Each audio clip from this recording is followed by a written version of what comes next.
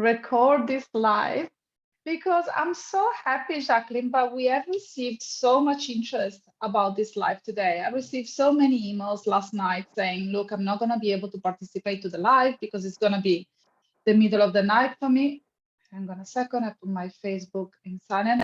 But so many women that have expressed interest in this specific topic, money and self-worth, money and eating disorders. But first of all, let's welcome you back to the Recover from HI support group. Now everyone knows you and everyone is looking forward to our monthly chat. But how are you doing, Jacqueline? So good. I'm so pleased to be here again. It feels like we're old friends now. We've well warmed up this space, and I'm really looking forward to today's conversation and coming back in to talk with this beautiful group of women. Absolutely. And it feels like a continuum from the conversation that we had last month and also the conversation that we had last week over coffee, because we started expressing our thoughts about money and eating disorders and even in recover life. So I would love to really dive deep into this straight away, if that's okay. And if you're watching live or if you're watching the replay of this live, always make sure to comment on this, to leave a post on the comment section, because first of all, you're going to activate your brain. So you're not just going to listen to us without really tuning in, but you're going to start to pay attention. So like our lives, post something in the comment section, and let us know if you have any questions. So Jacqueline and I are going to answer them all after we finish this recording. Bam. Moving on with the topic. So tell me, Jacqueline, what you think about this sentence. Like finances, like food. What do you think about that? So very much agree. I think it's a very succinct and profound sentence, because it is, and you and I were starting this conversation about our observations of eating disorder patterns that come into how someone experiences their finances, and that ultimately an eating disorder isn't just about eating. It's not just about food. It's a system of beliefs, and it might encompass personality styles and ways of interacting the world that are so likely to show up in other domains of life, especially domains which have an interaction with or a relationship with a commodity like food can be. And money is one of the strongest ones, I find, with similarities to how we're experiencing food and how we're experiencing money. I found a very strong correlation between money and eating disorders, and especially when dealing with women suffering from anorexia and restricting behaviors. I find this inability of investing in someone's health or spending money with the desire of getting better.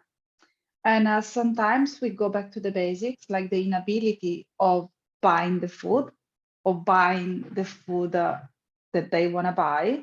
And sometimes it goes to the next level. So the inability of getting a massage if your muscles are tight, investing in a program to recover your period if that's what you're struggling with, booking a consult with someone like you with a clinical psychotherapy with years of expertise on eating disorders and hypothalamic amenorrhea.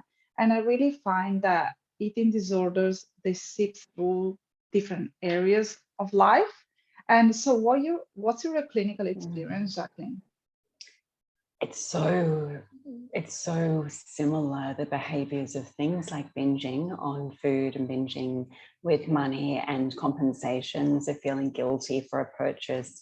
Maybe it was a subjective binge as such, in that other people might not have found that purchase significant, but it felt excessive for you or what you had planned your budgeting to be, and planning for that expenditure of money to be so restrictive, like I should be able to live on this very limited amount.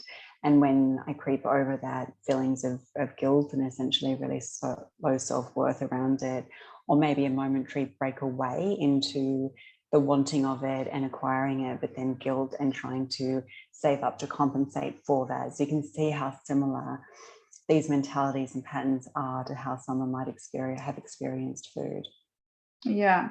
And especially in this space, I've seen lots of motivation in getting better and investing money on someone's health to then change after a month or a couple of months when the motivation dies down a little bit.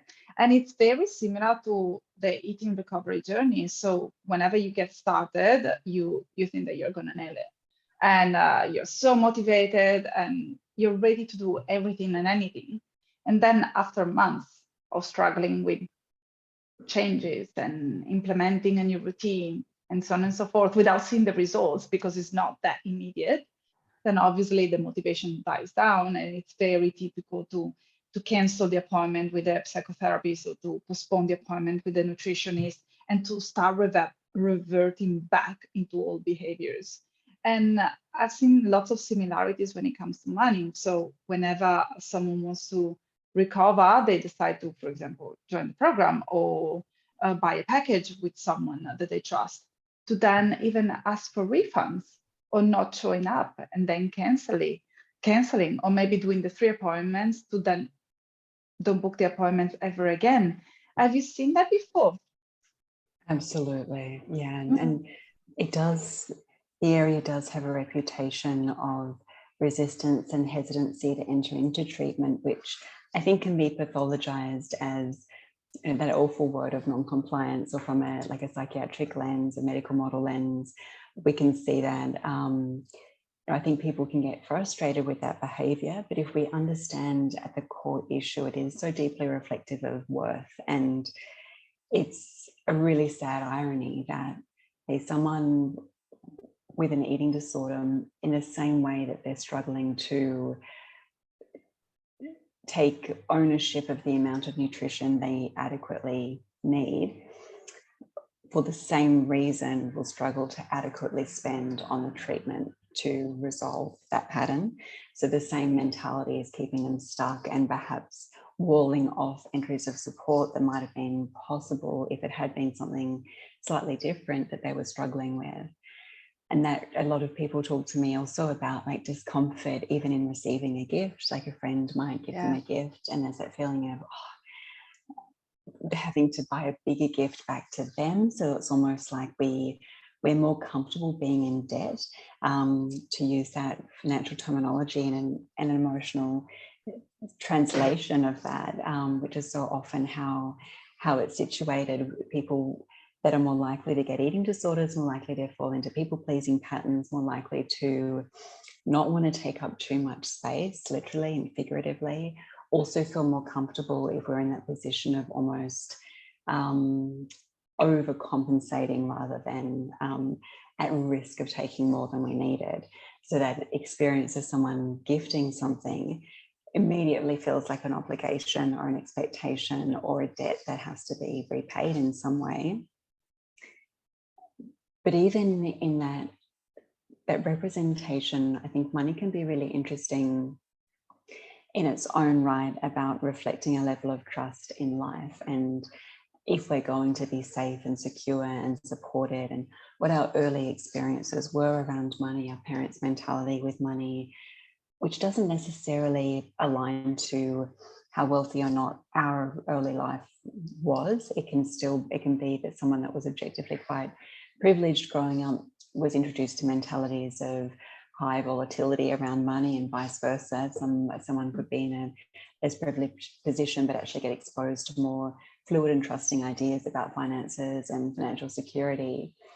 But if we're unconsciously going into life with a heightened sense of threat, which if we have an eating disorder is probably part of our lens for viewing life, then it would almost be by that nature that we would expect money to be hard to acquire and very easy to lose, and we want to have those provisions in place just in case. It's not, I don't think it's dissimilar to a phenomenon like hoarding. And it's a little bit of a sidestep, but I think it might illustrate this point in an interesting way. I did some work with Boys Town, an organisation in Sydney to support children that can't currently live at their place of home for perhaps domestic violence issues or mental health issues in their parents. So a lot of these children have grown up in really scary conditions and exposed to a lot of threat. And they reached out to me because what they were noticing is that when these young teens and youth were living in the home, they were hoarding a lot of food. They didn't necessarily have an eating disorder. Most of the time they didn't, but they were, when they were presented with food, or there was like food they could help themselves to in common areas, they would take excessive amounts and hide them because their life had taught them that supply was not going to be replenished. So if there is something in abundance for a moment, take it and don't give it away again, and keep it in case you need it.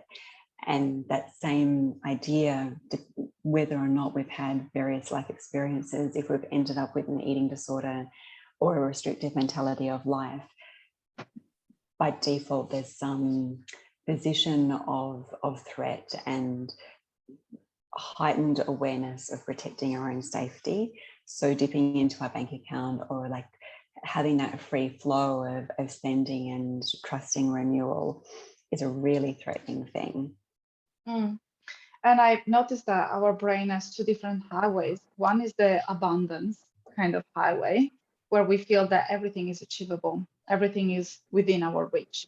The other one is the scarcity mentality. And whenever we feel anxious, whenever we feel that something is out of our control, we go back to the scarcity mentality because it's risk management, right? So as long as you stay stuck in the scarcity mentality, there is really no possibility of failing because nothing is really changing. And so the inability of spending money has also a lot to do with the scarcity, as you just described, being afraid of not being able to control all the things that are happening around us. But there are obviously a few things that can always be controlled. One is the food, the amount of movement that we do, and to some extent also money, to the point that buying, I don't know, like a book that is 99 cents compared to a book that is worth $1.99 could really make a huge difference for someone that is struggling with this kind of mindset. And I also would like to connect back to what you said in the very beginning about women that decide to finally heal and to finally prioritize their health, and they decide to invest in themselves. But then for some reason, they slip away because there is so much resistance, and they rather stay where they are because it's a very familiar zone. It's quite an uncomfortable zone. I don't know why we call it comfortable, but it's very familiar. And which is why whenever I'm dealing with clients that say, look, the program is too expensive or your session is too expensive, I always think INP is not personal.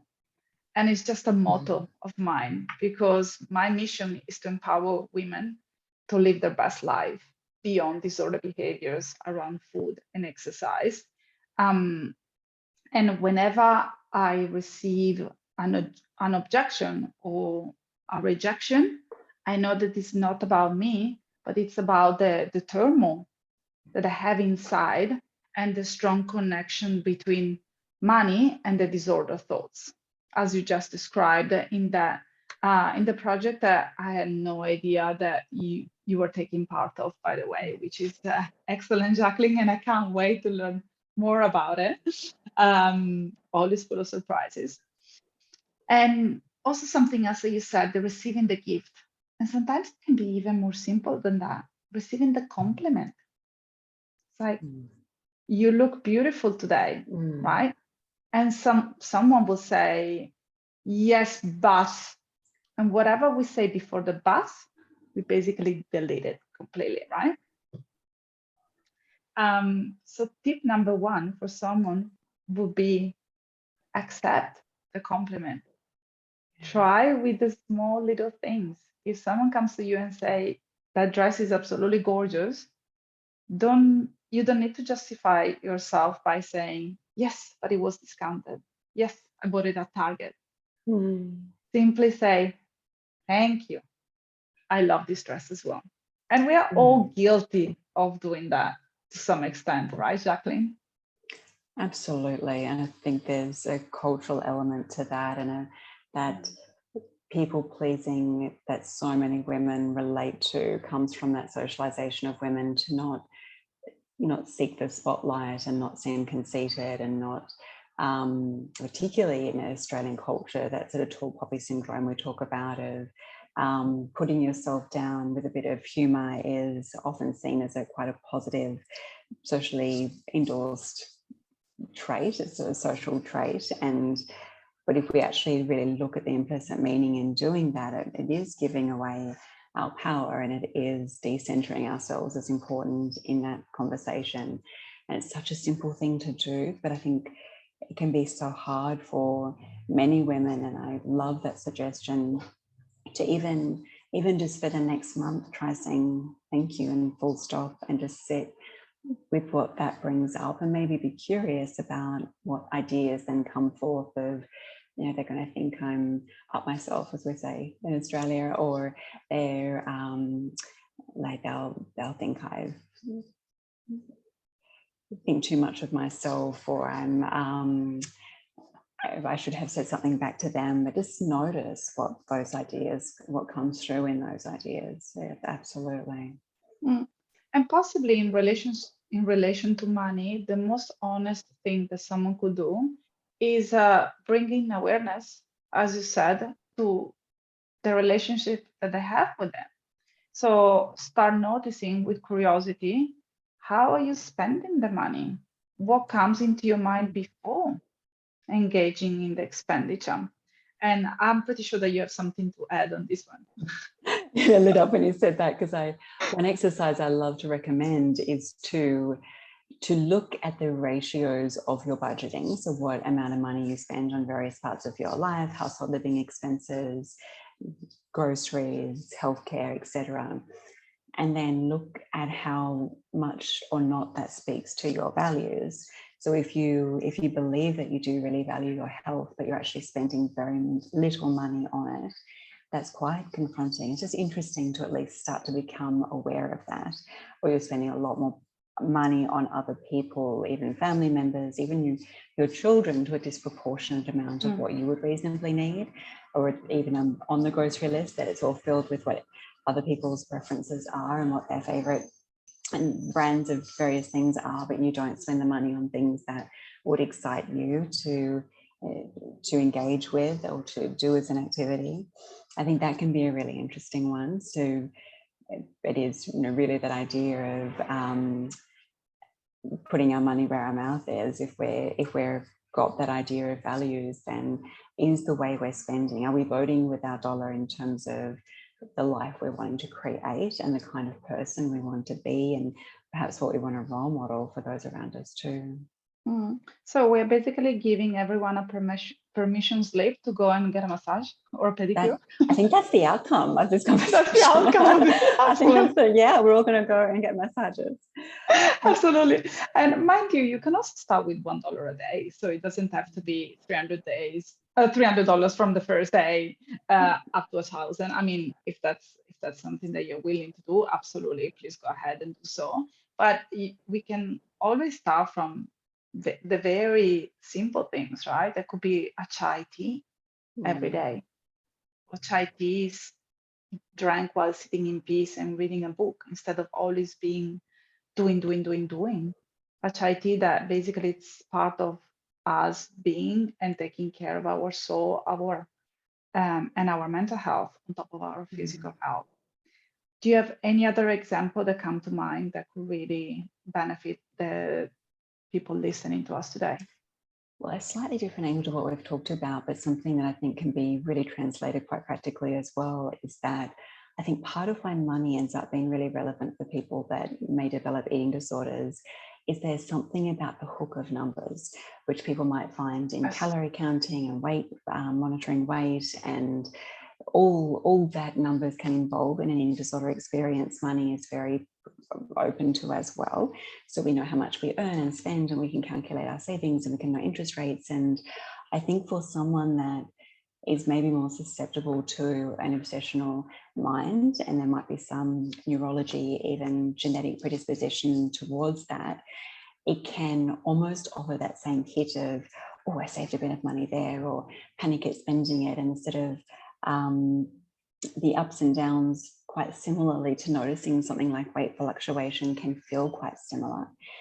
And in that way, I think we talk about structured eating for recovery.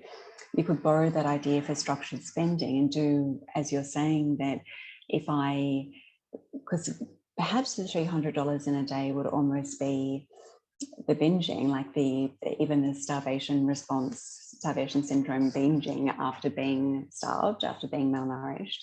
So we do have a part of us that ultimately chooses life and might spend a lot of money or buy the thing, but then the pendulum swings back again after that, and we're in a similar cycle. But almost pre-scaffolding a middle ground for yourself and trying that to the degree that you can, spending more moderately and seeing what that feels like. So we're not going into that kind of seeking of highs with big purchases or saving up for a long time and having a big shopping spree, but noticing that day-to-day spending increase a bit and become a bit more reasonable. I think that can be a really good idea. And that, I suppose, the acceptance, to come full circle to that idea you introduced within that, is the heightening of awareness on the 99 extra cents for the book or whatever it might be. It doesn't even make financial sense at the end of the day. If you're finding you're getting into that level of detail obsessiveness, that isn't even about finances anymore. That's something else. That's psychological. It's something emotional that we're trying to manage through the way we're experiencing money. So if we can at least acknowledge that and maybe practice, there could be a little guideline for ourselves where we say, oh, if it's within $10, I'm actually not going to permit myself to even worry about it. Or if it's whatever amount of money is doable to start with, that whether you buy this coffee or that coffee, or the parking costs $5 more than you're expecting, or those little things around the edges, we could start with letting go of those to practice gaining more tolerance to the feeling that's going to come up when we inevitably expose ourselves to change. I love all that you shared, and I would like to come back to it. But before I forget, I also would like to bring attention to people that try to bargain when it comes to their own health. For example, that they're always looking for a discount, or they're always looking for the best price. And there are two things that happen in that case, in that scenario. First of all, if you look for the cheaper price, well, you get the cheaper service as well. So always be aware of that. And secondly, bargaining on your health is gonna fire back on you, because you're basically telling yourself that you're not worth the investment. And if you're watching us today, for example, live or on replay, and you're thinking, I really want to recover, be resourceful. So if you think that you don't have money, just look around, look at your budget, look at how much money you're spending every day in things that you don't really need. Or you can always ask for a payment plan. You can always reach out and explain your situation, because there are so many professionals that are out there absolutely willing to support you if you show commitment to recovery. And secondly, I love so much what you said about the numbers, because I've seen it on my personal life and also my professional experience, swapping the MyFitnessPal with a budgeting app. And it's always the same thing. Numbers going red, numbers going green. When the numbers are green, dopamine hit. When the numbers are red, feeling like a failure. So actually, let me ask you, what would you do in that kind of situation when you have someone that comes to you after so many months of doing recovery and is actually going very well, and they express these feelings, this attachment to a budgeting app? Would you think that it's the best way to actually get rid of it, like we did with MyFitnessPal during our recovery, or to just use it more mindfully? What's your opinion on it? We do tend to be a black and white bunch, and it often is easier just to go let it go by the wayside. And that's maybe, what I did, yeah. Perhaps you could attempt to try it again at a different point in time when you felt really steady and you'd had the opportunity to process different things and did trust you had shifted your belief systems about money.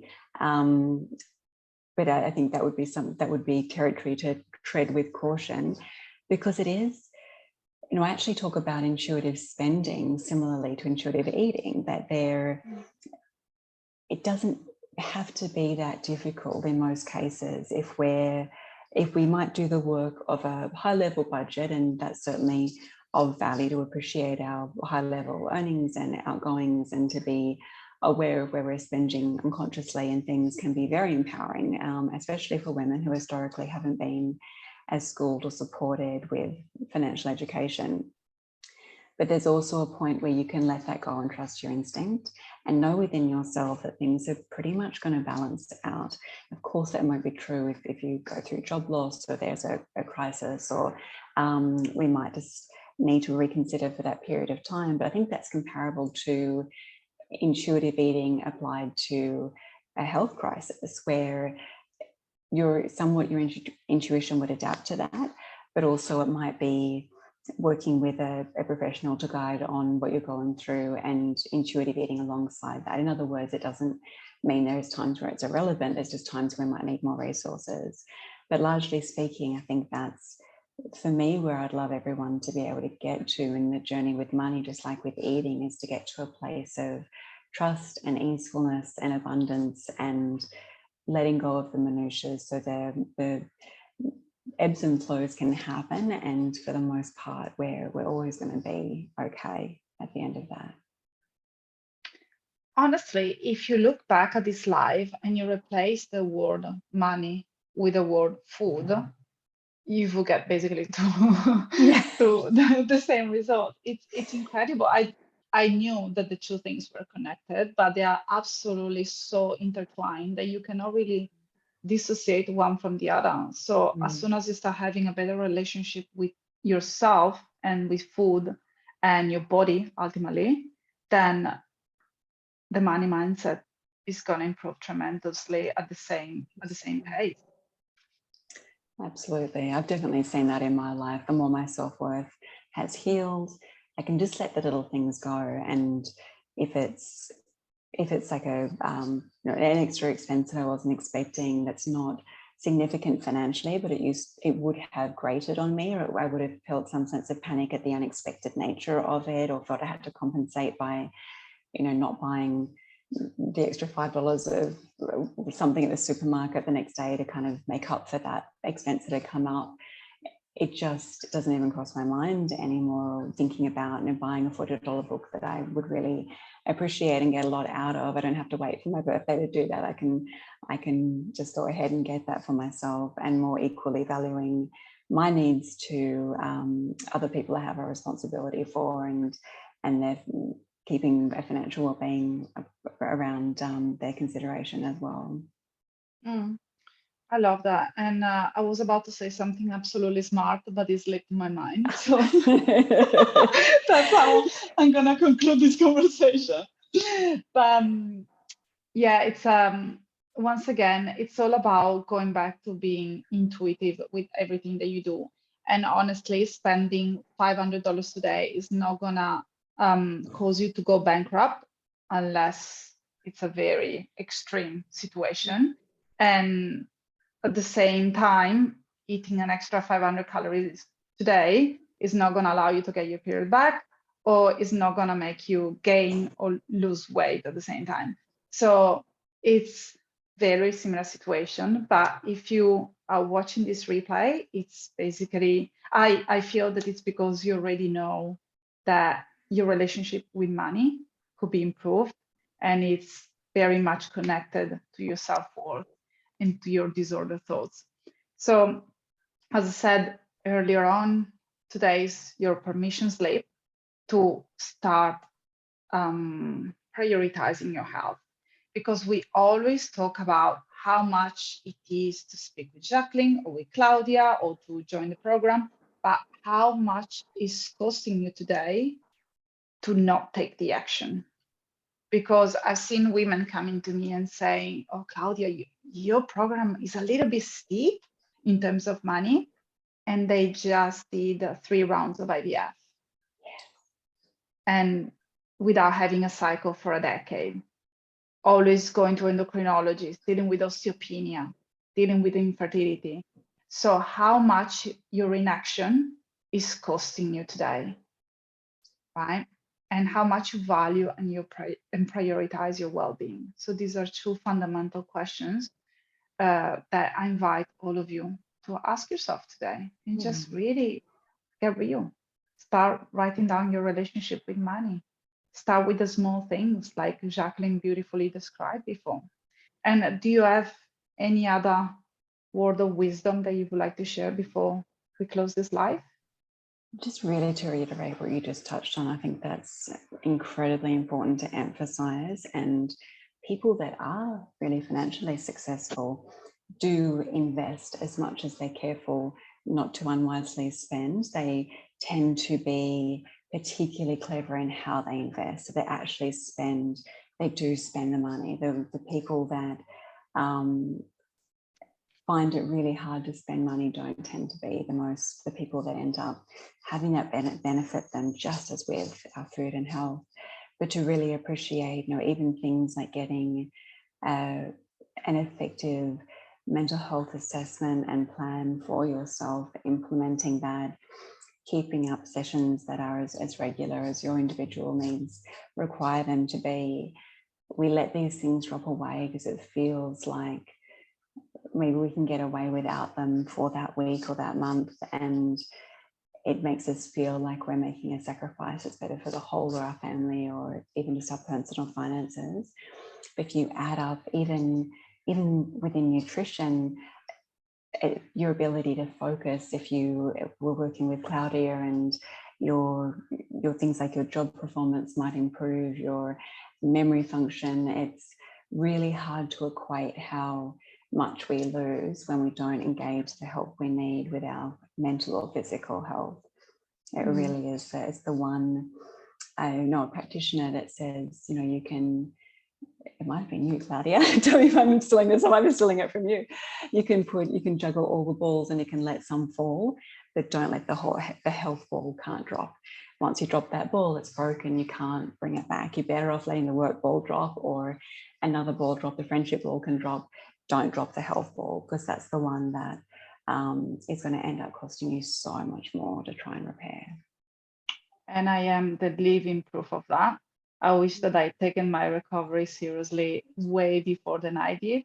And if I did, I would have saved thousands of money, especially on my bones later on in life. So whatever we share today is not because we read it somewhere. We have seen it through our clients' lives, and we have also lived it through our own personal experience.